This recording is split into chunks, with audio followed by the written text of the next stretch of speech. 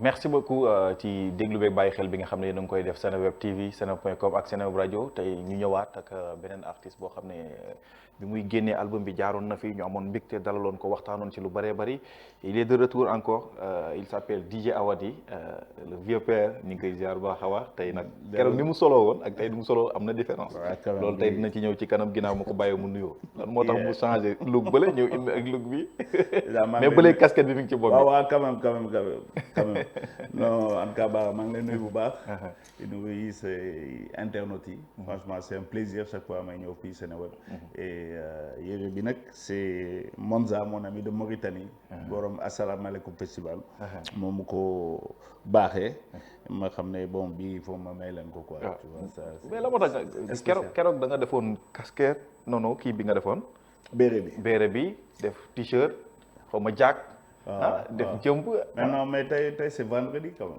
tey àjjuma la quoi dañuy màggal bés bi quand même c'est un vendredi àjjuma mais c'est un plaisir ñu amaat la fii ginnaaw ba nga génnewee album bi nga xam ne moo di quand on refuse on dit non ñëwoon nañ fii waxtaanoon ci largement ci biir album bi oui c'est vrai mu génnoon ci génn bu mucc ayib wax naa ko fépp fu ma mës a jaar man leen album bi ni mu génnee daf ma marqué man daf ma neex parce que mag moo génnee album bu magee bëri na mag yi génnee nag parfois tamit ñu jël ko de man mag laa léegi bàyyi ma def ko nii mais da nga ci boole énergie bu extraordinaire def ko ci album boobu noonu waaw c'est normal parce que xam nga soo yàggee ci mbir chaque fois soo génnee il faut que tu montres que da ngay jox sa liggéey àqam mënuma génne album comme si c'était n'importe quoi laay génne parce que c'est da ngay toog 5 ans di liggéey liggéeyu 5 ans nag doo ko bazarder doo ko taf-tafee doo ko ñàkkal fayda tu vois sama ñàkk la c'est sama temps la sama énergie la sama xol la samay déception samay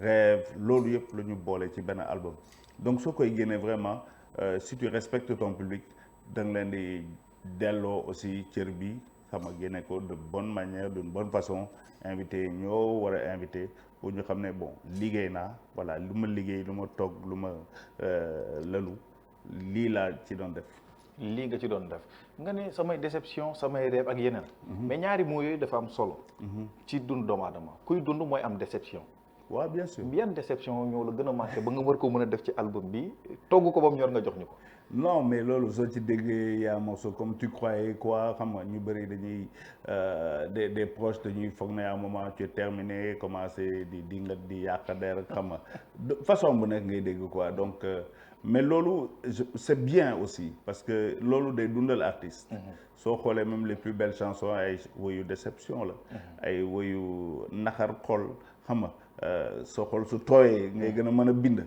il y a deux solutions sa xol su tooyee soit da ngay gaañ sa bopp soit gaañu ou bien nga gaañ nit donc la meilleure façon de régler ce problème là mooy souvent nga jël sa inspiration bind ngay dund et c'est ça qui donne souvent beaucoup de force à yenn textes yi lu nga dund de façon très intime ngay bëgg a partager ngay am besoin de partager mës naa fekk benn artiste ci benn studio muy bind di bind jékki-jékki rek sëgg ci papier bi di tuur xéewal ndax yow mës nga toog ci sa carrière ngay bind di bind ba loolu dikkal la non pas bay jooy non pas pour le moment mais quelquefois ay jooy xol lay doon tu vois quelquefois lu la tax bind sax xamuloo ko c'est après ngay relire wala après ngay dégluwaat ne on a lii mbaa ëppul xam nga quelquefois on te dit non lii wàññi ko lii non c'est trop fort c'est trop intime génneel lii xoolal nu ngi koy bindee nga de telle sorte que doo ci gaañ nit te doo ci gaañu suba parce que bind bu xas su xasee ba génn rek bal la doo xam fu muy dal artistes yu bari dañ naan man bu ma tolloo benn âge bi soxlaatul kenn di may corriger ci samay texte wala di may jox ay conseils te yow nee nga parfois nga bind ñu ne la wàññil li donc loolu lan lay firndeel ak malgré âge bi nga am ak expérience bi nga am ci musique nga bind taxaw ne par exemple ton fils nga ne ko booy xoolal lii wala nga ne abu xoolal lii quoi loolu lan lañ ci mën a jàng. non tu sais sooy bind sooy créer il faut avoir l'humilité aussi wàccee sa bopp jox yeneen xel ñu lay corriger ñu lay ñuy xoolaat texte bi ne non lii ëpp na lii nu nga koo waxee lii sa yéene lii la mais du nii lañ koy déggee donc il faut faire attention à ça il faut faire attention ci forme bi ak ci fond bi quelquefois lii ngay wax mais leneen nga sa yéene leneen la donc il faut faire attention entre yéene bi ak forme bind bi donc c'est pour ça que man awma ci benn problème di woo samay rakk yu bëri ñuy ñëw di ma corriger ci flow bi ci bind bi ci voilà ci liggéey bi moom j'ai toujours besoin yeneen nopp ñëw quoi parce que tu sais on n'a jamais fini d'apprendre c'est pas tu peux avoir 100 ans de carrière mais ba léegi dina lay jàppale di jàng Johnny Ali dañuy jàng ba tey Johnny Hallyday pendant longtemps dañ koy bindal Youssou am na ñu koy bindal pourtant moom moo ëpp expérience mais justement c'est il faut avoir l'humilité aussi de dire bon man fii laa mën a yem kii fii la ma mën a yóbbu et quelquefois ñu la gën a féete ndaw ñoo la mën a yóbbu fu gën a sori un jour dama toog may xalaat ma ne DJ Awadi Youssou Ndour ci benn album loolu dina rafet trop est-ce que mës na la romb say xalaat say pensée oui je pense que ku mel ni Youssou Ndour tout le monde a envie de faire quelque chose ak moom Youssou Ndour et beaucoup aussi ont envie de faire quelque chose avec yow aussi waaw mais en tout cas c'est clair que quand on aura l'occasion de le faire man je le ferai avec plaisir parce que idole la ci bépp Sénégalais on a tous grandi avec sa musique donc mën a bokk studio bokk benn wëy ensemble on l'a fait avec beaucoup d'autres artistes par exemple Dan Corona bi dañu jël musique am après mu ñëw wëy ci aussi tu vois parce que c'est sa chanson mais c'est vrai qu'un morceau man ak moom kese on n'a pas encore fait mais inchallah ça ne saurait tarder inchallah dina neex temps corona bi bokkoon nga ci artistes yi njëkkoon jël ay artistes boole leen ngeen def ci musique ñu toll ci moment yoo xam ne nii metti woon na ci Sénégal ak dund nañ ko nag en 2021 ci mars 2021 bii nii mu ñëwaat aussi avant la tabaski mu metti trop ci ñu bëree bëri ñu bëri ñàkk ci seen ay bakkan ñu bëri ñàkk seen ay biens ñu bëri tiit ñi doon ñëw Sénégal ñëwatuñu parce que neen Sénégal dafa commencé tax lan mooy différence su moment boobu noonu ak moment bi nga xam ne coronavirus moo ñëwoon ñëpp àndandoo woon di ci def ay son di sensibiliser ak moment bi nga xam ne nii ci la Sénégal nekkoon ci noir ci lu metti aussi lan moo leen empêché woon ngeen defaat comme li ngeen defoon jamono bële jëlaat gars yi tegaat leen waxaat ak ñoom ci musique xam nga ci musique situation bu ñu génn c'était une situation boo xam ne c'était très dur parce que dafa diviser famille yi dafa diviser kër yi dafa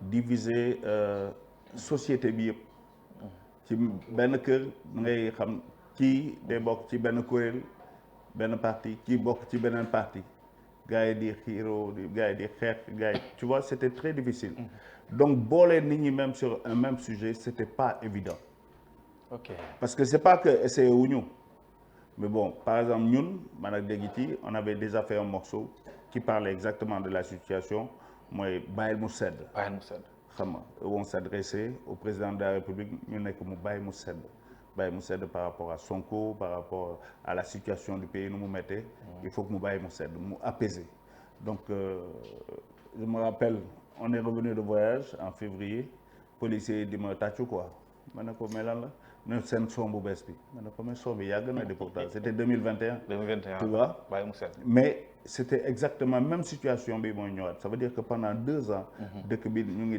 dund benn stress boo xam ne c'était catastrophique donc man je profite aussi de ton plateau pour présenter mes condoléances à tous ceux qui sont tombés pour la démocratie au Sénégal parce que au final ils sont tombés pour la démocratie pour la justice et pour la démocratie on espère que ñoom dinañ am justice aussi pour ñi dee ñëpp et quand je dis ça je remonte jusqu'à Mamadou Diop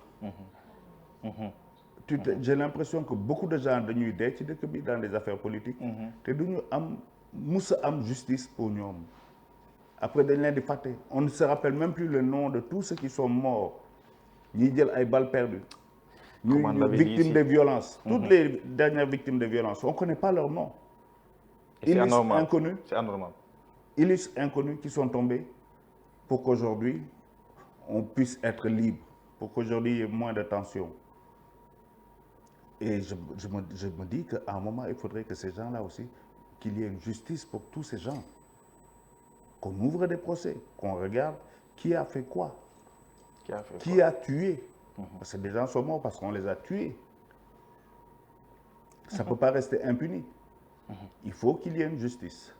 Donc voilà, c'était très difficile pour nous de faire un morceau avec beaucoup de gens parce que Koutinek, amna fo fété won. Tu sais, sur le coronavirus, il y avait un seul sujet. Bien sujet. Mais quand tu prends les affaires de politique, c'est comme quand tu prends les affaires de religion. C'est sensible. C'est très sensible. Et quelquefois, on était arrivé à une position, si on est un nit quand on pour Djamati Sénégal, les gens te disaient, yo fake nga, tak ngay wote jàmm. dañu bëgg a taal dafa war a tàkk. waaw na tàkk. J'ai dit mais on est devenu fou au Sénégal. nga woote kaa leen taal nga ne ah yow bëggoo jàmm. J'ai dit attends, on ne se rend pas compte que parler de paix aujourd'hui était devenu synonyme de faiblesse. Ouais. Et ça c'est un problème. Egg nañ benn moment ci suñu société ci suñu dëkk bi où parler de paix est synonyme de faiblesse. Et ça c'est dangereux. Tu vois, quand le président a dit qu'il ne se présentait plus, j'ai vu des gens, dans les deux camps, dans le pouvoir et l'opposition, qui étaient déçus. Parce que nous, ils étaient prêts à aller au combat. C'est ça qu'ils pour défendre soit le troisième mandat, et de l'autre côté, pour défendre non au troisième mandat. Pour que vous y ayez. Ouais, il fallait que vous mettiez quoi. J'ai dit, mais vous êtes fous. Vous êtes fous, on est devenu fous, notre société est devenue folle. Il y a beaucoup de gens qui sont contents de nous, qui apaisement. Qui le fait comme vous avez comme nous. Et puis, il fallait que nous... J'ai vu la pression que, dans le camp du président, la pression qu'il a eue pour gagner, continuer de faire le troisième mandat. Wow. Ces gens-là ont été déçus. Absolument. Tu vois? Et je ne comprends pas. Mais je pense qu'aujourd'hui, on doit continuer à travailler pour la paix. Parce qu'on n'en est pas encore à la paix. Aujourd'hui, il y a le cas Ousmane Sonko. Absolument. Tu peux le Oui. Il y a le cas Ousmane Sonko. Qu'est-ce qu'on en fait? Si on veut la paix, son cas doit être traité aussi. Par rapport à mais si on veut la paix, il faut aussi, moi, nous cas Ousmane Sonko. Je n'ai pas de solution miracle, mais je sais qu'il fait partie du problème, donc il fera partie de la solution. Êtes-vous d'accord avec le blocus actuellement? Non, blocus n'importe quel citoyen, on ne peut pas être d'accord. On ne peut pas être d'accord. Bloqué devant chez quelqu'un comme ça, mais depuis un mois. C'est pas sérieux. Soit tu dis clairement ce que tu veux faire, mais je pense que pour apaiser, comme nous sommes dans une période d'apaisement, il faut moi mortal. Il faut nous avec Ousmane Sonko et trouver les moyens de la paix. C'est pas facile de dire ça, parce que c'est même peut-être trop facile de dire oui la paix comme ça. Mais on voit bien que le problème n'est pas réglé. La question de la justice n'a pas convaincu tout le monde. C'est ça la vérité. Absolument. Tu vois, ça n'a pas convaincu tout le monde. Donc, Légui, si on peut, qui peut le plus, peut le moins.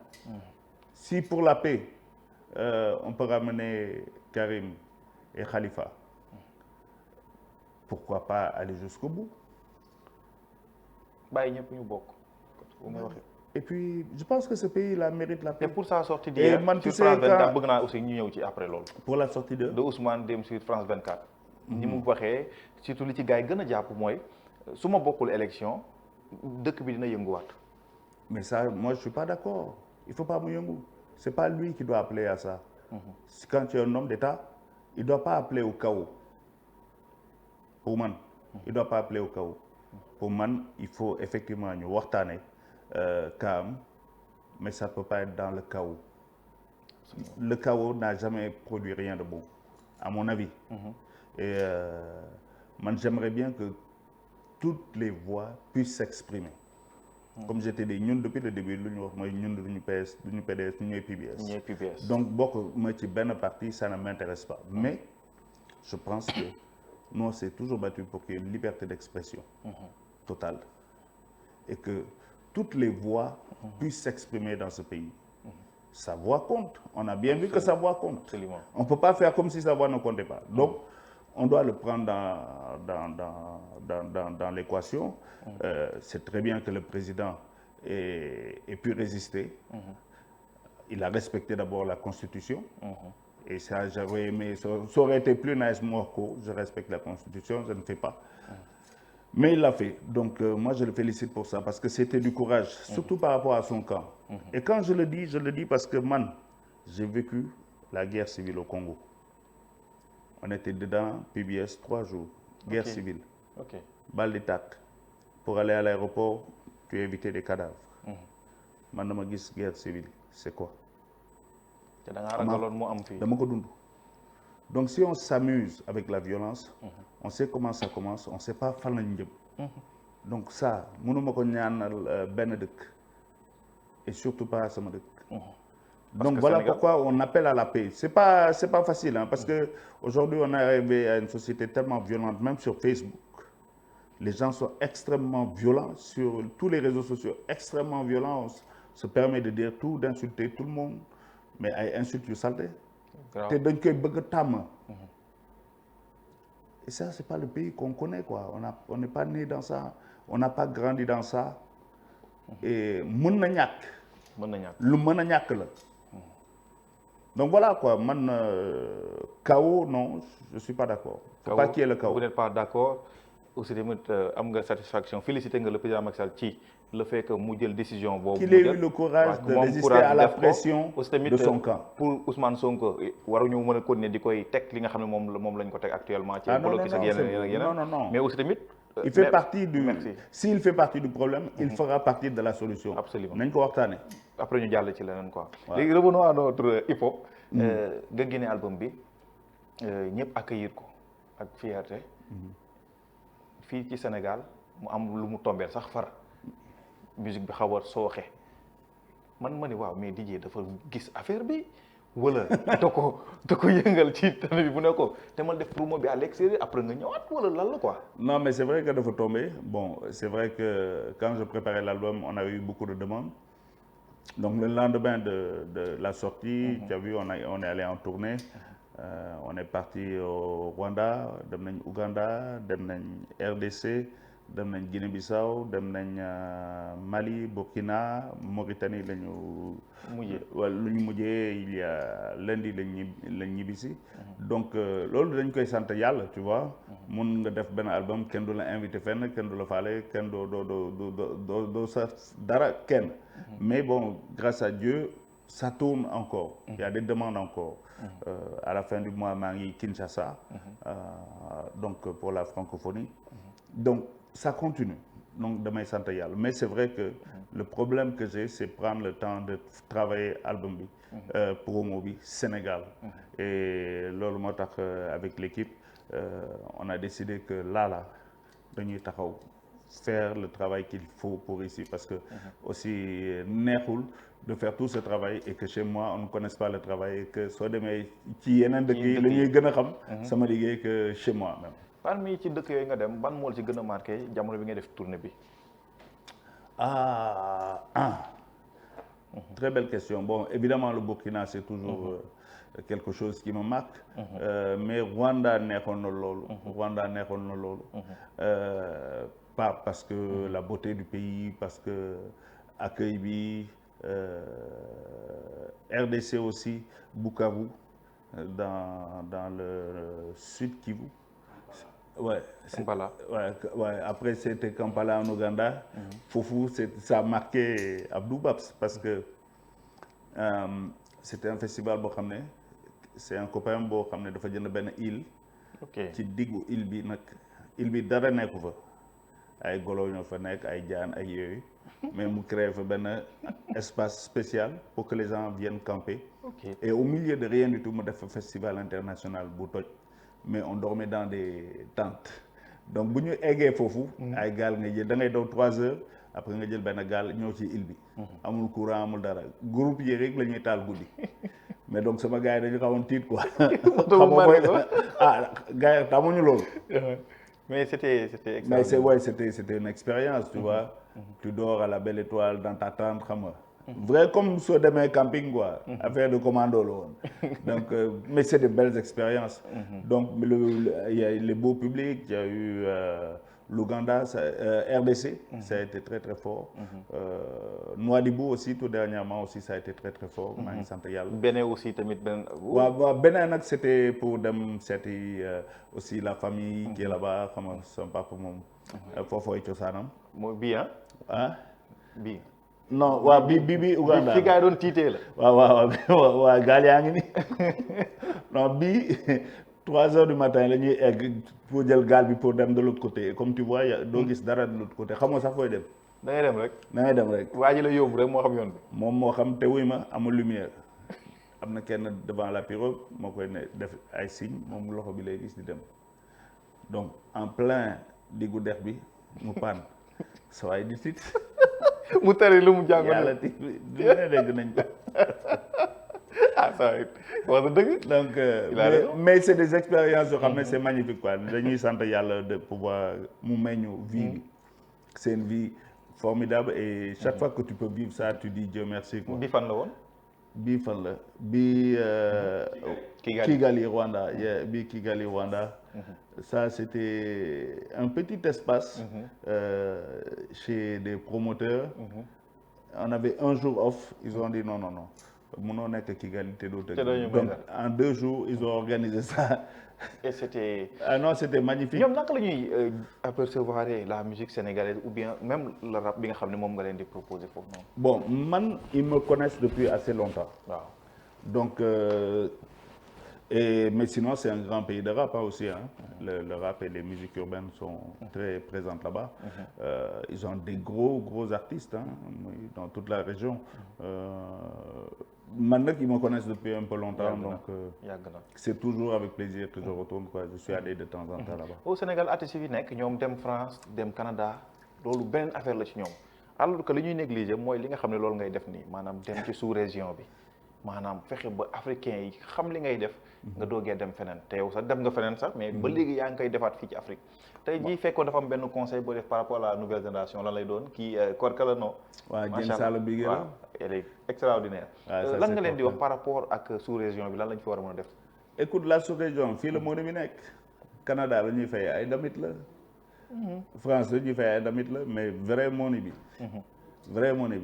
mu ngi fii biir Afrique ok bii Mauritanie la waaw bii Nouadhibou la bii moom beneen affaire la woon waaw bii Nouadhibou la ça c'était samedi dernier waaw et donc vraiment man daal tu sais ma vie c'est un rêve quoi un rêve boo xam ne saa yoo xalaatee ne day waaj a kii rek yàlla mayaat ko buzz quoi donc je remercie Dieu quoi man mii daf may jaaxal man je me demande mais lan laa defal yàlla quoi lan laa ko liggéeyal pour mu fayal ma lii yëpp quoi et j'étais très content on a voyagé avec VJ VJ et je me suis rendu compte mais regarde la différence d'âge il est plus jeune que mon fils waaw on va dans le même festival loolu sant yàlla la quoi ma gis leen ngeen photo ci aéroport bi vraiment mu nekk photo bu rafet boo xam ne man nee naa mais lii dafa rafet trop le vieux père ak le plus jeune ñëw def benn photo non mais war a dajewaat mais il m'a montré que il est humble c'est une grosse star il y avait du monde au stade pour lui il y avait un énorme monde au stade de Nouakchott qui l'attendait il a fait un show magnifique franchement et il est à féliciter franchement il est à féliciter et puis ils ont été très professionnels leur équipe donc franchement il a bien démarré sa carrière internationale machallah moom laaj la par rapport ak moom pour ñu jeexal foofu moom gis naa ba mu commencé ba léegi musul def télé nii rajo il communique pas ci médias yi et mi ngi koy réussir tey jii nii boo ko doon conseil par rapport à ça ndax daf koy continuer ba kañ loolu nag c'est très difficile pour moi de parler parce que moom moo war a jël décision am responsabilité am ça c'était à Bukavu ça c'est en RDC waaw waaw seen bi rëy na de waaw c'est des grandes scènes machallah.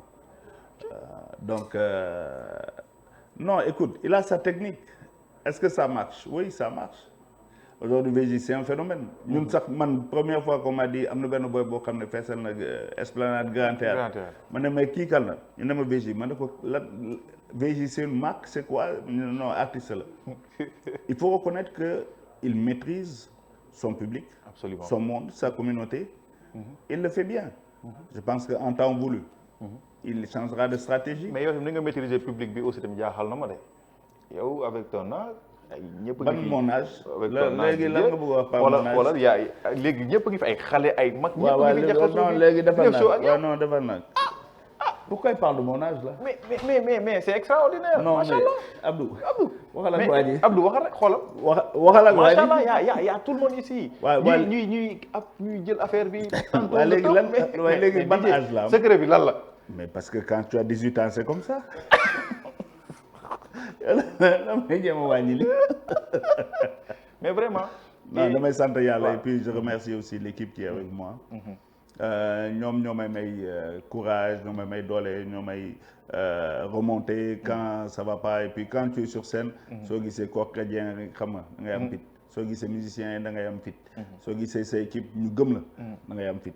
donc c'est ça et quand tu vois aussi l'accueil du public tu vois. da ngay sant yàlla am fit quoi yàlla su la nee demal. foog nga dem. 21 juin dafa tombé ak affaire yi métti woon defuñu fête de la musique. naka nga jàngatee mbir moomu. 21 juin nous on était où. 21 juin j'étais pas là. J'étais pas là mais. oui évidemment la situation a fait que kenn liggéeyul. boobu yaa ngi woon Bénin. waaw j'étais au Bénin donc. Il n'y avait pas de travail pour tous les musiciens. Il y a très peu de travail pour les musiciens parce qu'il y a de la tension dans le pays. On veut pas tension. C'est pour ça que je pense qu'à un moment, il faudra qu'on fasse un vrai projet de paix. Faire des morceaux pour la paix au pays et pousser aussi les politiciens à discuter entre eux. Parce qu'ils nous prennent en otage, ils nous ont pris en otage. Mais en même temps, dans des situations comme ça, tu es très mal à l'aise. Pour def musique. Quand il y a eu autant de morts, que toi tu ailles faire la fête, tu vois, c'est notre travail. On doit continuer de travailler. Mais il y a des moments, nous tous les musiciens du Sénégal, ont décidé d'attendre parce que c'était indécent. Tu vois, c'était juste indécent. Il y a eu des jours, le lendemain, on est dans les gaines. Mais il y a des jours, il y avait des concerts qu'on avait, on était à Dakar. Annulé. On a annulé. Mais dis, boobu annulé nañ bàyyi nañ am na problème yoo xam ne réglé na peut-être affaire troisième mandat bi mais am na yeneen yoo xam ne mën nañ ko jàpp ne mën na ñëw ñaanuñu ko yàlla mais bu fekkee yooyu dafa ñëw tamit kon maanaam année 2023 bi pour les artistes dina metti.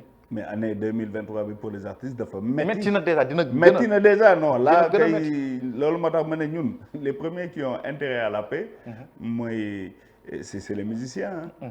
Donc on a intérêt à ce qu'il y ait la paix. Tu te rends compte tension bi ci dëkk bi ba kañ c'est pour ça que je dis ayons le courage d'aller jusqu'au bout dans la démarche de paix. Il faut que le président de la République, une fois qu'on l'a félicité, parce que je dis bien que je le félicite parce qu'il a résisté à la pression de son camp. Parce que à propos du troisième mandat, c'était clair dans la Constitution, nul ne peut faire plus de 2 mandats consécutifs. Mais il a eu le courage de résister à la pression de son camp. Surtout. Maintenant, il faut féliciter aussi le peuple sénégalais. C'est le peuple sénégalais qui est sorti. C'est le peuple sénégalais qui a mis la pression. Le peuple sénégalais est sorti. Il a mis la pression. Et cette pression a fait que il a réfléchi aussi. Ça aussi, il faut rendre hommage à ce peuple sénégalais. Absolument. Tu vois? Et dire merci à tous ceux qui feront des actions pour la paix. Et n'ayons pas peur de parler de paix. Ne soyons pas affolés chaque fois qu'on doit parler de paix. Quand on a vu la guerre, quand on a vécu dans la guerre, moi, avec Deguiti, 3 jours en 97, au Congo, est bloqué ngay jéggi dans un ay endroit kii pour mën a bu dem. ngay dem on met un drapeau blanc ngeen di jéggi ay cadavre ba egg pour prendre le dernier Air Afrique. Billahi, j'ai pas envie de voir ça dans ce pays. Quand tu parles à tes amis ivoiriens, ils vous disent j'espère que li ñu dund ñun 3000 morts en quelques jours là doo leen ko mos a dund. D'accord. Donc c'est pour ça que je dis quand on parle de paix c'est parce qu'on sait c'est quoi la guerre. L'album est sorti génn na def nga tournée ci sous-région bi am na yeneen yoo prévoir defaat mais au Sénégal lan lañ mën a jàpp loo xam ne nii di nga ñu ko jox ba gars yi doyal sëkk ci promo am ay concert am yenn. Vraiment tout dépend de La situation. la situation. Parce que xam nga on a des morceaux festifs. Est-ce que dans cette situation là Awadi mën a génn benn morceau festif? day métti. On va dire mais yow dëkk baa ngi tàkk yow lii nga ñuy génneel. On va te traiter de fake. Dégg naa lu ne. Tu vois, et donc c'est la situation. On a un ou deux clips qui sont prêts mais mënuñ ko génne. Pas dans cette situation. Tu vois, et c'est pas à nous d'attiser le feu. Aujourd'hui ñun lu ñu mën a def tout ce qu'on pourra faire c'est pour sotti ndox bu sedd ci dëkk bi. C'est ça notre rôle aujourd'hui. Il faut qu'on assume ce rôle. Xam nga leadership c'est pas seulement faire ce que tout le monde aimerait. Beaucoup d'activistes aujourd'hui voudraient entendre un Awadi qui lève le poing. Non, on y va, on va tout casser. Du ma ko def. Non, non. Du ma ko defal kenn. Mais il y a deux de nos artistes yoo xam ci hip hop bi lañ bokk mu di Nit Doff ak Karim Gueye ñu jàppale ñu ngi ci kaso bi. En tant qu'artiste lan ngay ban message ngay lancer foofu noonu. Écoute, mon devoir d'aîné d'abord dans ce mouvement, mon devoir de collègue dans ce mouvement, est de demander à la justice sénégalaise de regarder le cas de ces deux collègues d'abord et qu'ils retrouvent leur famille. Parce que tout le monde sait, hein, Nit Doff n'est pas forcément un ami. Mais son cas est triste. Tu vois, Karim, je ne le connais pas plus que ça. Mais c'est triste, tous ces deux cas. Loin de la famille. Parce qu'ils ont dit des choses. Ce n'est pas des criminels. Des criminels sont relaxés. Eux, ils ont dit des choses. Donc, à un moment, la justice sénégalaise pourrait faire un geste. Parce que ce ne sont pas des criminels. Non, non. Devenus ay bandits. Ils ont peut-être dit des choses qu'ils avaient sur le cœur, avec leur manière. Mais ce n'est pas des gens... Ces gens ont prouvé qu'ils aiment leur pays. Donc, duñ ko mën a yàq dëkk bi. Tu vois? Donc, tout ce qu'on peut demander, nous, à notre niveau, c'est la clémence. Surtout. Et peut-être faire des actions qui souffrent, voilà, pour essayer de parler à qui de droit en temps voulu. Inch'Allah rabbi. DJ yaa ngi fi en attendant ngay demaat vidéo yi bu situation bi neexee dinañ ko génnee. Inch'Allah. Aussi concert bi nga xam ne moom la gars yi di laaj mooy concert bu mag a mag biir Grand Théâtre gars yi ñu bëgg nañ ko trop nag. Non loolu man mii maa ko bëgg. Parce que maa ngi répété xam nga il faut un moment ñu tari ko mais ñu génne ko. Mais j'ai trop envie de ça. Et c'est pour ça aussi qu'il faut la paix. Mais une tournée dans toutes les régions. Parce que aussi loolu moom géej naa ko def lool. Tu vois, et j'ai envie de ça parce que il y a plein de choses yoo xam ne rëcc na ma.